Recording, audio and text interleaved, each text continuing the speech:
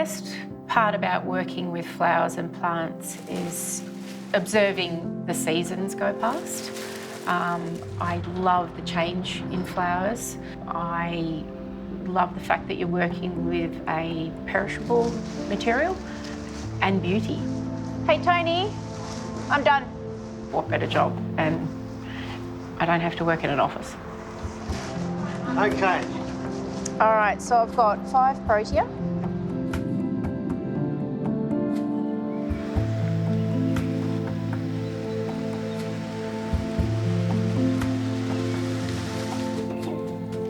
My name is Rita Feldmann and I'm a florist with a particular interest in sustainable floristry. Sustainable floristry is about leaving the smallest environmental footprint that you can whilst running a business. I would describe my style of floristry as very garden-inspired. My main source of inspiration comes from the region in which we live and what grows here. The Dandenong Ranges is a particularly good area for growing cut flowers. I think about 40% of the cut flowers in Australia are produced here and then they are, transported to other states. You can change the atmosphere in a room by bringing in brightly coloured flowers. You can change the mood like that. So they definitely have an inherent, effect on people. I like to feature locally grown flowers and foliages, and I'm constantly looking in other people's gardens to see what's happening and how that could work in an arrangement, and will they let me have it. I was born in Melbourne.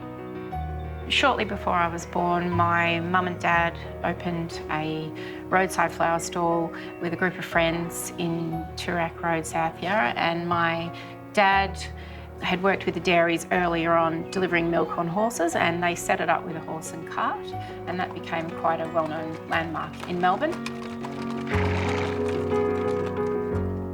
The starting point for any arrangement is the selection of flowers. I'm going to do an autumn-inspired arrangement in this bowl here, and I've got these flowers over here that I've selected, and they all sort of work within the same palette. Working with seasonal flowers is critical to producing a nice arrangement. That's when flowers are looking their best, when they're in season. You're following nature, you can't really go wrong. The most critical thing when you're arranging is to position the stems as they would as if they were growing.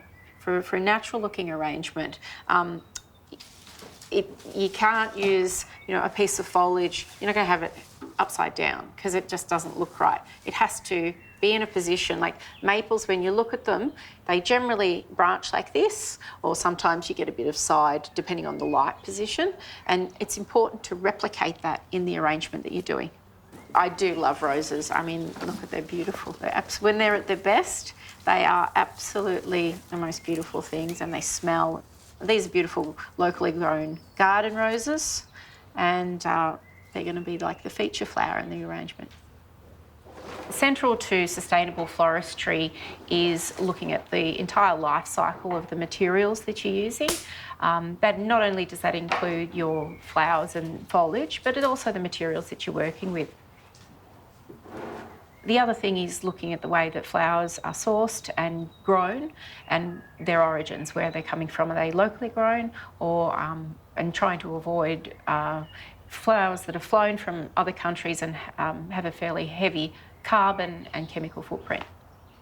Floral foam is one thing that absolutely we avoid because it is a plastic product, and it's kind of crazy that in this industry / art form that celebrates nature, that at its very foundation we have this synthetic material that doesn't biodegrade. It's a non-biodegradable, and it can last, depending on where it lands, it can last for hundreds to thousands of years. The biggest issue is that it's used in association with a water system. You use it wet, and when you use it, it crumbles into really small fragments really quickly.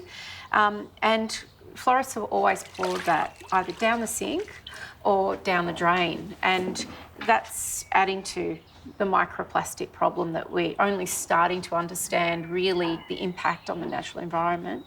Some of the alternatives available are using a vase of water where you don't need any, suit the vase to suit the flowers. There's chicken wire, creating a nest of chicken wire inside a vessel.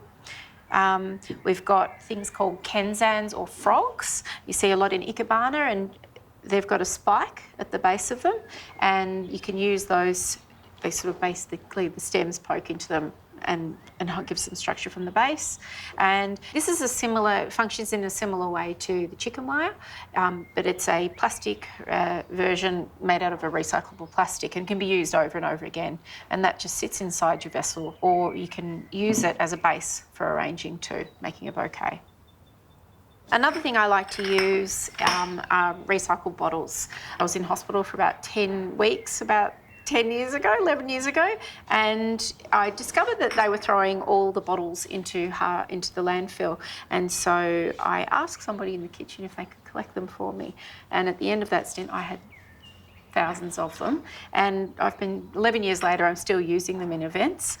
I made a decision at that point that I would try and use as many reclaimed materials as possible in running my business.